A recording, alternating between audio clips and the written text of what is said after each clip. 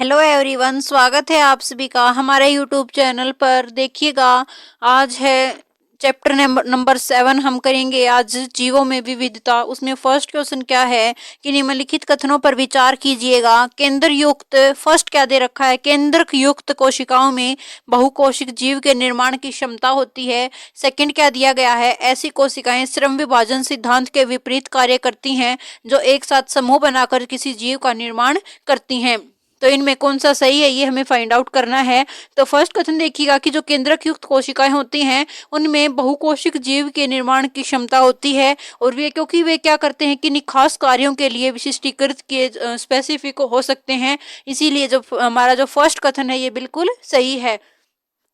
जो न्यूक्लियस युक्त जो शेल होते हैं वे मल्टी सेलुलर जीव का निर्माण करती हैं। फर्स्ट कथन हमारा सही है। सेकंड क्या कहता है कि जो कोशिकाएं एक साथ समूह बनाकर किसी जीव का निर्माण करती हैं उनमें क्या पाया जाता है, उनमें श्रम विभाजन पाया जाता है तथा वे उसी के अनुरूप कार्य करती हैं। ठीक है। और जो शारीरिक रचना में ये सभी कोशिकाएं एक समान नहीं होती हैं, बल्कि कोशिकाओं का जो कुछ समूह है वो कुछ खास कार्यों के लिए विशिष्टीकृत हो जाते हैं। इसीलिए क्या है कि ये जो सेकंड कथन है ये गलत है, क्योंकि इसमें क्या है, श्रम विभाजन के कार्यों पर ये कार्य करती हैं, और इसलिए ये क्या करते हैं कि ये इनमें कुछ जो समूह है कोशिकाओं के वे कुछ खास कार्यों के लिए विशिष्टीकृत हो जाते हैं। ठीक है। जो इसमें कौन सा जो करेक्ट आंसर होगा वो कौन सा होगा, ऑप्शन जो फर्स्ट है ये बिल्कुल सही है, और इसका ऑप्शन नंबर ए इस क्वेश्चन का करेक्ट आंसर हो जाएगा। ठीक है। सेकंड देखिएगा, सेकंड क्या है कि पृथ्वी पर कर्क रेखा और मकर रेखा के बीच के क्षेत्र में एक गर्मी और नमी वाला भाग है। निम्नलिखित कथनों में से कौन सा इस भाग की सबसे सही व्याख्या है। तो देखिएगा कि जो पृथ्वी है उस पर कर्क रेखा और मकर रेखा के बीच में एक क्षेत्र है जो गर्मी और नमी वाला भाग है। वहां पौधे और जो जंतु होते हैं उनमें काफी विविधता पाई जाती है, और यह क्षेत्र क्या कहलाता है, मेगा डाइवर्सिटी क्षेत्र कहलाता है। ठीक है। और पृथ्वी पर जैव विविधता का आधे से जो अधिक भाग है वो कुछ एक देशों जैसे कि ब्राजील है, कोलंबिया है, इक्वाडोर, पेरू, दक्षिण अमेरिका के जो देश हैं उनके अंदर पाया जाता है। ठीक है। तो इसमें कौन सा कथन जो सही है, ये ऑप्शन नंबर ए है, ये इसमें सही है कि यहाँ पौधों और जंतुओं में अत्यधिक विविधता पाई जाती है। ऑप्शन नंबर ए इस क्वेश्चन का करेक्ट आंसर हो जाएगा। नेक्स्ट देखिएगा, नेक्स्ट क्या कहता है, क्वेश्चन नंबर थर्ड, निम्नलिखित में से कौन जैव विकास की अवधारणा से संबंधित है। तो जो चार्ल्स डार्विन है उन्होंने, उनकी एक पुस्तक है द ओरिजिन ऑफ स्पीशीज, उसमें जैव विकास की अवधारणा को उन्होंने प्रस्तुत किया था। तो ये क्वेश्चन भी आ सकता है कि द ओरिजिन ऑफ स्पीसीज किसकी पुस्तक है, तो चार्ल्स डार्विन की पुस्तक है, और इसमें उन्होंने जैव विकास की जो अवधारणा है उसको प्रस्तुत किया है। ठीक है। और जो अर्नेस्ट हैकल हैं और जो रॉबर्ट विटेकर हैं, कार्ल वोस हैं, उन्होंने जो सजीव किंगडम है उनके बड़े वर्गों को विभाजित करने का कार्य किया है। ठीक है। जो अर्नेस्ट हैकल हैं इन्होंने इकोलॉजी शब्द का प्रयोग किया है, और इकोसिस्टम है वो टेंसले के द्वारा यूज किया गया है। नेक्स्ट देखिएगा, जो ऑप्शन नंबर बी है ये इस क्वेश्चन का करेक्ट आंसर हो जाएगा। अर्नेस्ट हैकल, इसका संबंध किससे है, तो इसका संबंध है इकोलॉजी से, और जो इकोसिस्टम है इसका संबंध किससे है, तो टेंसले से संबंध है इकोसिस्टम का। नेक्स्ट क्वेश्चन देखिएगा, नेक्स्ट क्या कहता है, क्वेश्चन नंबर 4 कि जीवों को 5 जगत मतलब किंगडम में वर्गीकृत किया गया है। निम्नलिखित में से कौन इनमें सम्मिलित है। फर्स्ट है मोनेरा, सेकंड प्रोटिस्टा, थर्ड कवक, फोर्थ प्लांटी, फिफ्थ एनिमिलिया। तो जो ये 5 जीवों का जो ये वर्गीकरण किया है उनके विकास से संबंधित उन्होंने ये वर्गीकरण किया है, और ये किसने किया है, तो विटेकर का, ये विटेकर किंगडम के नाम से ये जाना जाता है, और जिसमें कि कौन कौन से हैं, मोनेरा, प्रोटिस्टा, फंजाई और प्लांटी और एनिमिलिया इनमें मौजूद हैं। ठीक है। और इनके क्या होते हैं कि जो कोशिकीय संरचना होती है इनकी वो कैसी होती है, प्रोकैरियोटी या फिर यूकैरियोटी होती हैं, और जो जीव का शरीर है वो एक कोशिकीय अथवा बहुकोशिकीय हो सकता है। इनमें बहुकोशिकीय जीवों की संरचना जो है वो जटिल होती है, और जो कोशिका भित्ति की उपस्थिति है और इनमें सब पोषण की जो खुद अपना पोषण कर सकते हैं उनकी क्षमता होती है। और जो कार्ल वोस ने जो अपना वर्गीकरण है उसमें मोनेरा जो जगत है, उस मोनेरा किंगडम है उसको आर्की बैक्टीरिया और यू बैक्टीरिया में विभाजित किया है। ठीक है। फिर उसके बाद देखिएगा कि जो ये किंगडम है इनको 5 उप समूहों में विभाजित किया जाता है। जैसे कि सबसे पहले क्या है, सबसे पहले जगत, फिर उसके बाद क्लास, उसके बाद ऑर्डर, फिर फैमिली, फिर जीनस, फिर स्पीसीज। इस प्रकार जो वर्गीकरण की आधारभूत जो इकाई है वो क्या है, स्पीसीज उसकी इकाई है। मतलब सबसे छोटी जो इकाई है वो कौन सी है, स्पीसीज। सबसे पहले देखेगा कि सबसे पहले क्या आएगा, स्पीसीज आएगा, उसके बाद क्या आएगा, जीनस आएगा, वंश आएगा, मतलब उसके पहले जाति आएगी, फिर उसके बाद वंश आएगा, फिर कुल आएगा, मतलब कुल मतलब फैमिली आएगी, जीन्स आएगा, फैमिली आएगी, और उसके बाद क्या आएगा, ऑर्डर आएगा, ऑर्डर मतलब गण आएगा, और फिर क्लास आएगी, और फिर किंगडम आ जाएगा। ठीक है। और जंतु, जैसे कि जो किंगडम है जिसमें फाइलम है, फाइलम जंतु और डिवीजन पादप के रूप में हो जाता है। ठीक है। तो देखिएगा इसमें कौन कौन से हैं कि जो ये किंगडम है ये 5 प्रकार से इनको विटेकर ने इनको वर्गीकृत किया है, मोनेरा, प्रोटिस्टा, फंजाई, प्लांटी और एनिमिलिया के अंदर।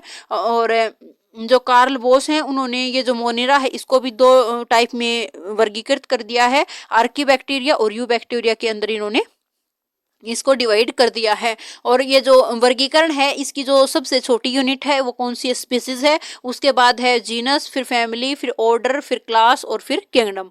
ये बहुत इंपॉर्टेंट है कि सबसे छोटी इकाई है स्पीसीज, फिर उसके बाद जीनस, फैमिली, ऑर्डर और क्लास, फिर किंगडम। याद रखिएगा इसको। तो इस क्वेश्चन का जो करेक्ट आंसर होगा, इसका करेक्ट आंसर होगा ऑप्शन नंबर डी। जो इसमें सभी हैं ये सभी किसके हैं, जीवों के वर्गीकरण का सभी इसमें सम्मिलित हैं। क्वेश्चन नंबर 5 क्या कहता है, क्वेश्चन नंबर 5 कहता है कि मोनेरा जो किंगडम है उसके जीवों के संदर्भ में निम्नलिखित कथनों पर विचार कीजिए। फर्स्ट है, इस जगत के सभी जीवों में कोशिका भित्ति उपस्थित होती है।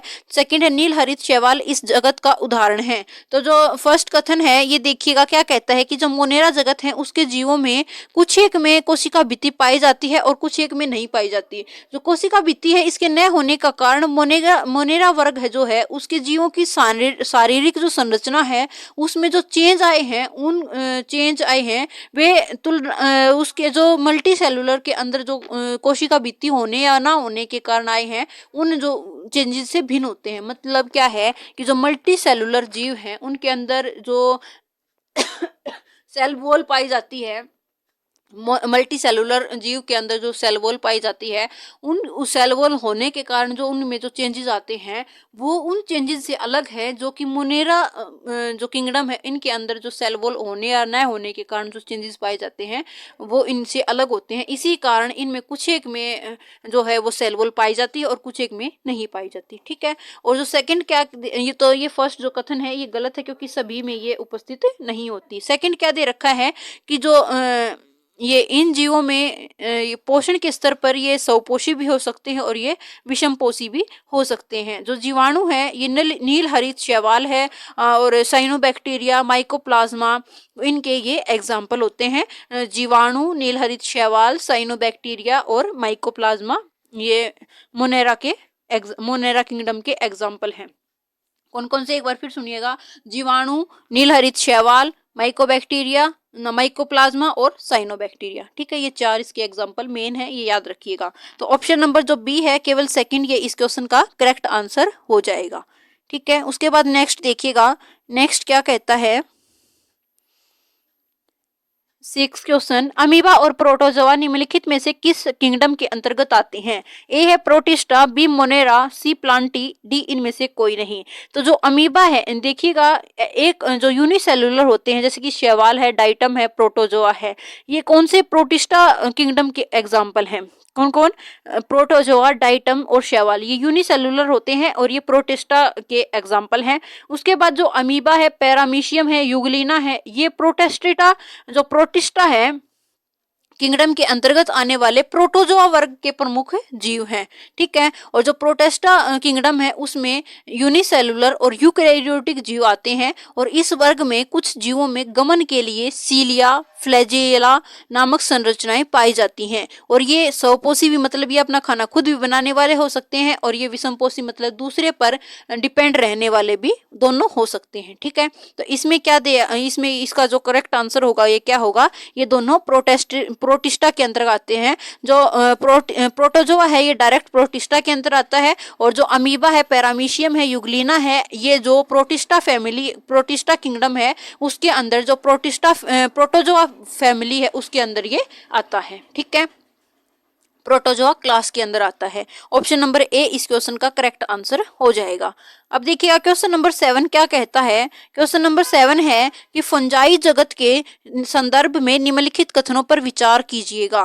फंजाई जो कवक जो किंगडम है इसके बारे में देखिएगा। फर्स्ट है कि इस जगत के जीव मृत जीवी होते हैं। सेकंड है इस जगत की कुछ प्रजातियां साइनोबैक्टीरिया के साथ सहजीवी संबंध दर्शाती हैं। थर्ड है फंजाई में उपस्थित कोशिका भित्ति काइटिन की बनी होती है। तो इसमें जो ये सारे कथन है ये बिल्कुल सही हैं कि जो है ये फंजाई है ये हेटेरोट्रोफिक यूकैरियोटिक जीव होता है। मतलब हेटेरोट्रोफिक का मतलब होता है विषमपोषी होता है, और ये पोषण के लिए क्या करते हैं, जो सड़े गले जो कार्बनिक पदार्थ होते हैं उन पर निर्भर रहते हैं। इसीलिए इनको क्या कहा जाता है, मृत जीवी भी कहा जाता है। ठीक है, इनमें से जो कई हैं वो अपने जीवन की विशेष अवस्था में मल्टी सेलुलर जो क्षमता है वो प्राप्त कर लेते हैं, बहुकोशिक क्षमता जो है ये प्राप्त कर लेते हैं। और जो कवक की कुछ प्रजातियां होती हैं जैसे कि नीलहरित शैवाल है, साइनोबैक्टीरिया के साथ ये अंतर संबंध भी बनाती हैं, जिसे हम क्या कहते हैं, सहजीवन कहते हैं।